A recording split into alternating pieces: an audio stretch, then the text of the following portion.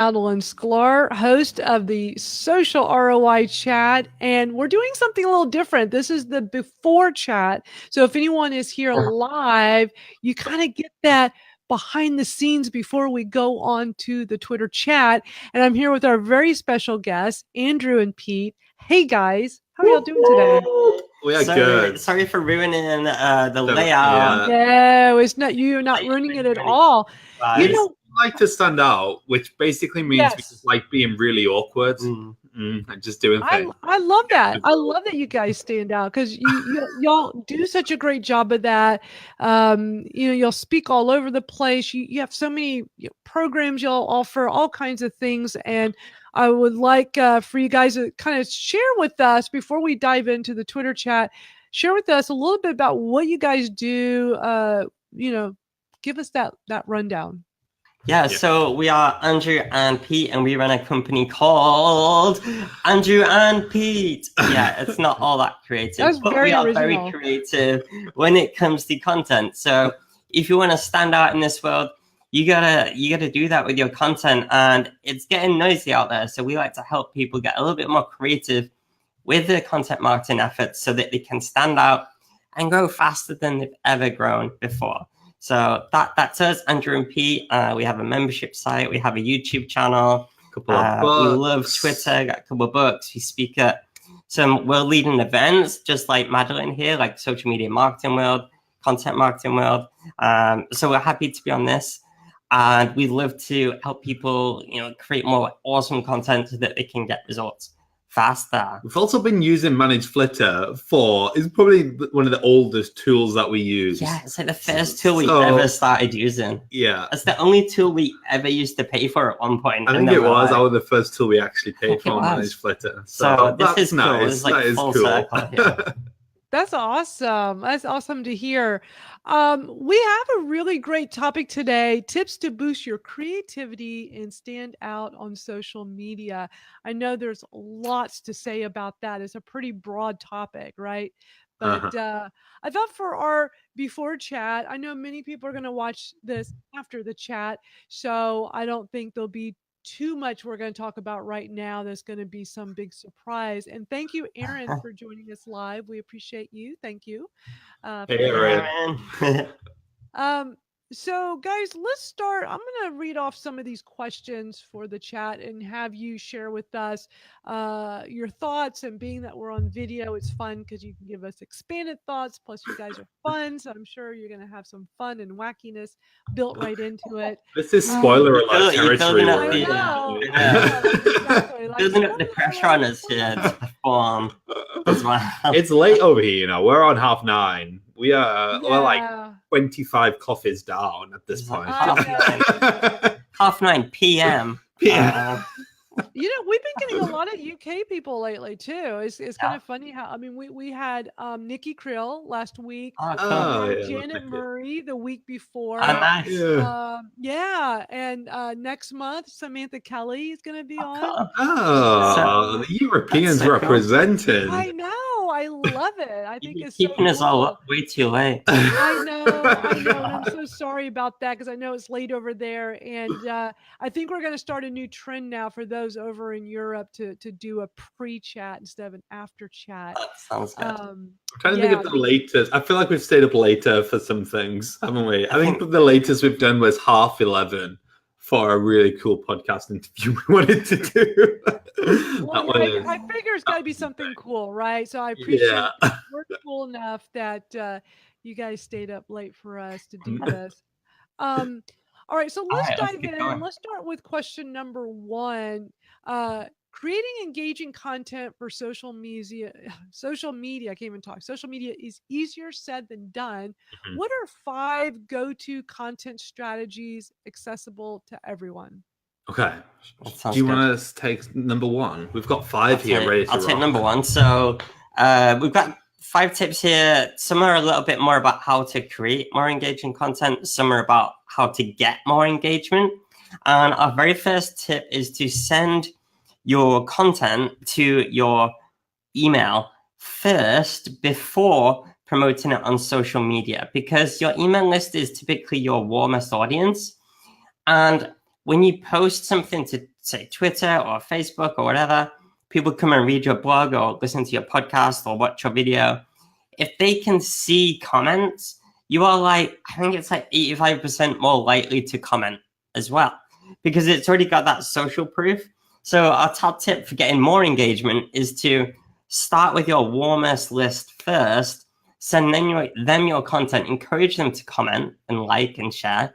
And because they have already commented, other people that see your content afterwards from maybe social media that are a bit more colder, they're going to be much more likely to comment as well. Mm-hmm. And this doesn't just stop at your email list. Like you could ask people as well, like just straight out ask your friends to comment on it as well. So that's kind of like our first tip. Get that initial comment straight away. Yeah. The second tip is don't leave the call to action right to the end, especially with video content.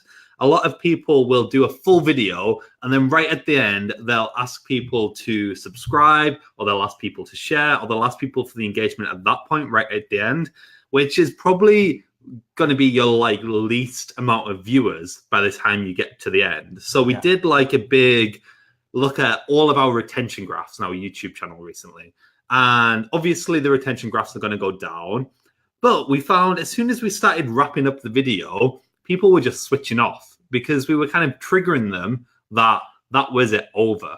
Yeah, as soon as we started saying phrases like, so guys, in that video, let's just summarize. We've got this, and this. Or so that's about it, guys. Thanks for listening. I've been Andrew. I've been Pete. We've got this one lead magnet for you. And finally, the last tip is people were switching off, right? So what we've started doing is making sure those call to actions for that engagement are intertwined throughout the content. So it might come right after the intro. It might come after we gave a point. We'll ask for the engagement. We'll say comment below, just so it's not all at the end.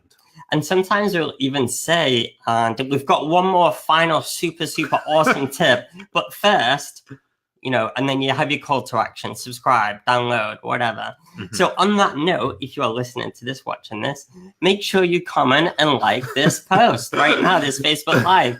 Give it a share, because then it's going to be shown to more people and more people can have some fun with you. To tag your friend in this. Who else would like to know this kind of stuff? Tag them in it. I like that. Yeah, that was leading by example. There you go. It was leading by example. The next tip is to start a debate.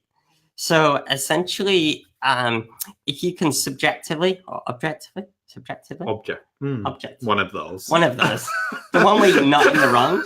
Wait, which one is that? I'm having like a mind blank. If you can start a debate but not put yourself in the middle of it, then that's actually a really good idea for engagement, because people just want to share their opinion and be helpful and give their advice, even though sometimes they're not very helpful. Our best performing social posts are the ones where we ask people for their opinion. Yeah. People love giving advice. People love giving their opinion, even when it's not wanted. But if you encourage them to give their opinion, then they love that. Don't ask something really open-ended and generic. Like, what's the meaning of life? Yeah, it's not like, hey, how's your morning today? It's like, whatever, who cares? But if you start with a story like, hey, so this happened, I felt really bad about doing this, but I think I was in the right. What do you think, right? I can see the point of view of this, but I can also see the point of view of the other person. What would you do in this situation? That'll get like 100 comments, no matter who you are. Or even just asking for something that's not necessarily controversial or right and wrong. So one of our posts that done fairly well on Twitter last week was, I just tweeted something like, feeling a bit tired after lunch. What's the best way to kickstart your brain into let's get stuff done mode?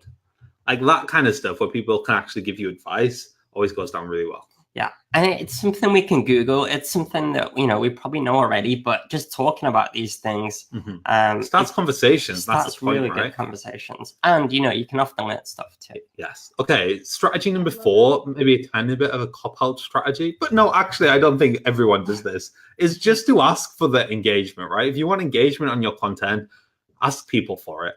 Maybe not like all the time. Like you can't have please retweet on every single tweet you post. But just thinking about what you can ask people to do on your content, especially on social, is important. Make sure you are asking for it. Yeah, and that also extends to just asking your closest like peers or business friends. We know we have like a group of people that we are really comfortable just to go, hey, we've got a new video out, can you show it some love? Or hey, we want this tweet to do really well, can you just give it a few retweets for us? And they're more than happy to do it for us, and we'll do it for them. And that's a really great way to get that initial traction as well. Yes. And then fifth is create content based on demand, not on guesswork, right? So when we're thinking about content, especially for our YouTube channel here, we're actually thinking about what are people actually searching for, or what have our audience said that they need help with, or what have people asked in other Facebook groups, or what have people asked in other Twitter chats, right? When you know people are asking for the same kind of content or the same kind of questions answered over and over again, we've got like a little content bank that we just store in all of those ideas in. So we know that when we post, it's going to get that engagement, because it's not just us thinking off the top of our heads, right, what do people want to know about today? Yeah, and what we're maybe guilty of is creating content that either we thought our audience would like, or content that would make us look impressive to our peers, right? Because, we want to impress other marketers and conference organizers and companies to get speaking gigs and stuff. And we want to impress the people in our audience that we want to become Atomic members. That's our membership site. And we were kind of often guilty of maybe doing too much for impressing people, or just doing stuff on a hunch, which isn't right, really. And I think that's where a lot of people can come unstuck. Whereas if you actually use tools and look at the questions people are asking, you can get much, much better results. Would you mind if we shared some tools on that as well? Sure. That'd be good. So a really, really cool tool that we're using at the moment is Keywords Everywhere. It's a Google Chrome extension plugin. I think you can also get it for Firefox. And essentially, it shows you the average search demand per month for that keyword or search term.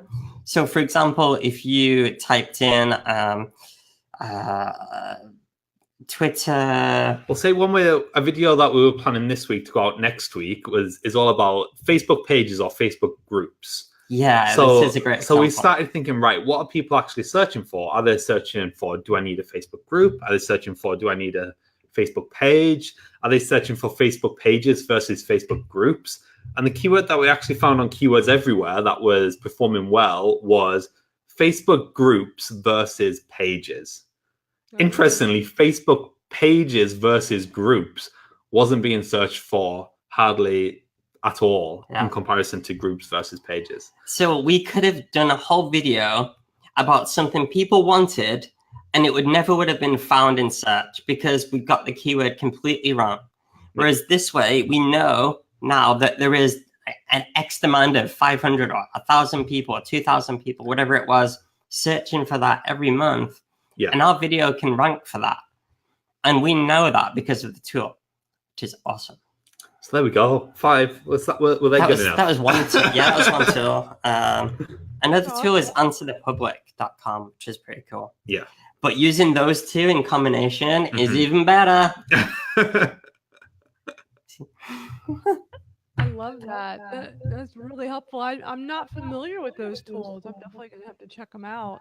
Okay, so Answer the Public, right? If you type in a keyword, a keyword being something that might get searched for on Google, something that's relevant to your industry and the content you're producing. If you type in something like paleo diet, it will come up with 1,000 different responses and phrases and terms that people are searching for linked to that. So it might be like, what is a paleo diet? Or what is the best paleo? What are some recipes for paleo diet?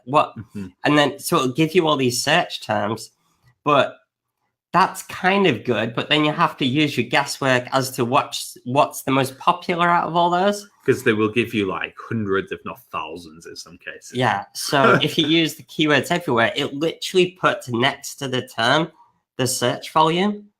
So it does it on YouTube, on Google, on Answer the Public, anywhere that shows like Google search results, which is insanely cool. And they're both free, both completely free tools, which That's is amazing. mind-boggling. Would you take these keywords and put it into your YouTube videos when you're putting in like your description and keywords and all that stuff? Would that be a place to put them? So we then use a third tool actually called Morning. It's called Morning Fame. This isn't a free tool, but it's really cheap. I think it's less than $100 a year. Yeah, it works out like $5 a month or something. And you can basically, once you've got the keyword you want to rank for, Morning Fame, this is just for YouTube, by the way. Morning Fame will tell you if your channel has a high chance of ranking for that keyword based on what is currently ranking and how your channel is performing compared to the ones that are currently ranking. And then it will help you write your headlines and your descriptions and your tags so it's fully optimized for that search term. Yeah, we've really like shot up our YouTube views and subscribers and search results rankings because of that tool and a combination of the others. Like, it's like maths. It's like use Answer the Public to search for things people are searching for, not just guessing. Use keywords everywhere to see if there's an actual demand, what's the most in demand. And then you use Morning Fame to decide what out of all those keywords you can actually rank for based on your current channel. So if you know you can rank for that keyword and that gets 2,000 hits a month, you know that if you create that video, you're gonna get a high percentage of that 2,000 hits a month, which is, it's just pure maths. And it tends to be instant as well, which is really cool. So when our videos go live, if we've optimized it right during Morning Fame, usually like within an hour or so, it's on the page 1 of that YouTube search results. And then we're not 100% sure exactly how it works from there, but we're guessing that YouTube is then measuring how well that video is doing, whether it's getting, that's why that was strategy number 1. We send it to our email list first, so they're super warm, and that gets us the likes, that gets us the shares, that gets us the comments to say to YouTube, this is good, keep it there in that place. So sometimes we slip, sometimes we actually stay put, depending on how competitive it is. So like initially we might be like 8th on page 1. Well, it's not even page 1 anymore. It's just unlimited scrolling. But we might be like 8th after like 4 hours. Like boom, we're right there. And then if that video gets a lot of comments and shares and likes and thumbs up and subscribes and watch time, people are watching it, then literally it will go up and up and up, or it will go down and down and down if it's not doing very well. And we're in quite a competitive industry. So if you're not in marketing, this might work even better for you. But for us, we know there's a lot of marketing YouTubers that have like hundreds of thousands, if not more, subscribers. That know all these tricks. But so it's quite hard. allows smaller channels to actually compete in a way with them. Oh yeah, like if there was a business that's super niche. Yeah. That's good to know. Hey out to, I see Holly's here, Shanerica, Aaron, Tones. Hey everybody. Shanerica has a question mark, so I'm not sure. If you have a question, post it here. We've got about 5 minutes before we transition to the Twitter chat, so we got to make it fast. There's a very important question here. Aaron asked, who is funnier? Well, I feed him all his jokes, so I feel like he might be a better actor than me, but Andrew's funnier looking, so you know it depends. You know who laughs the most in the office? Pete. Because I'm so funny. Because I make him laugh so much. Y'all are so funny. I love it. That's why I want to have you guys on here. Y'all are just always so much fun, but you also share a lot of great information. Let's see if we can do one last question that's pretty quick. I don't know if any of these are going to be quick. Let's do the last question. Question number 7. After creating amazing content, what are the best 3 ways to measure results? Okay, I'm going to answer this because if there's no argument with who can answer quicker, me or Pete, you cannot shut him up. I could spend 20 minutes on this question. So with measuring results, we say there's 3 phases that you have to go through. So the first phase, when you're launching any new content, is the engagement phase. So we're not worried necessarily about measuring sales. We're just measuring, are we actually creating something that people actually want more of? So we're measuring things like comments and likes, that kind of stuff. Once you kind of get in that, then you want to start measuring if you are growing some kind of subscriber base. So the beauty of social media and content marketing is that we can grow audiences of potential customers, right? That's what we really want our content to do. So you want to pick a subscriber base, whether that's a YouTube channel or a Twitter channel or a Facebook page, or ideally something that you own, like an email list still. And then is your content actually growing that subscriber base?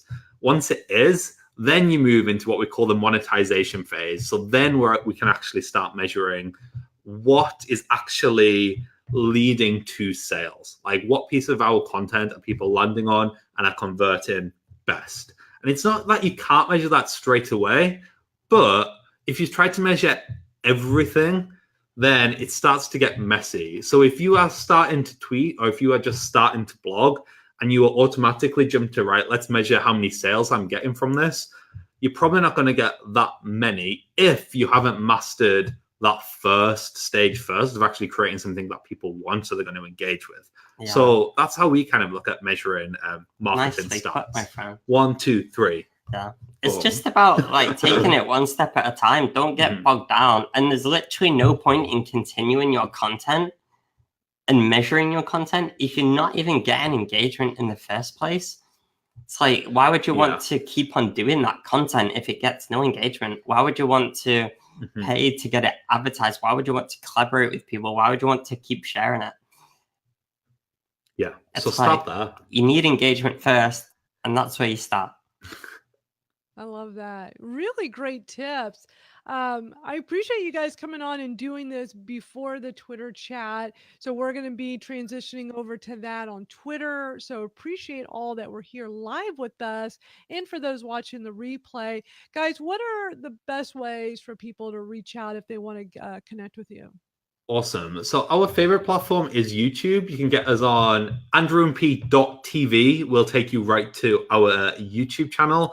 But we also love Twitter. So at Andrew and Pete on Twitter, website andrewandpete.com, pretty much Andrew and Pete on everything. Yeah. Send us a message if you've listened to this or heard us on these the Social ROI Twitter chat, and just let us know what you're up to if you've enjoyed this. Yes. Awesome. This has been so great. I just posted a link to the, here it is, to andrewandpete.tv. So that'll take you right to their YouTube. So you guys can go and check out. You guys do have awesome YouTube videos. All right. This has been so much fun. So now we're going to switch gears and get over to Twitter for an awesome. This guy's pumped up. We're ready now. Now we've got our tweeting fingers ready. Thumbs at the ready, guys. Awesome. Thanks, guys. Really appreciate your time. And I'll see you on Twitter in just a minute. We'll see you soon, everybody. Thanks for listening. Bye. Bye. Get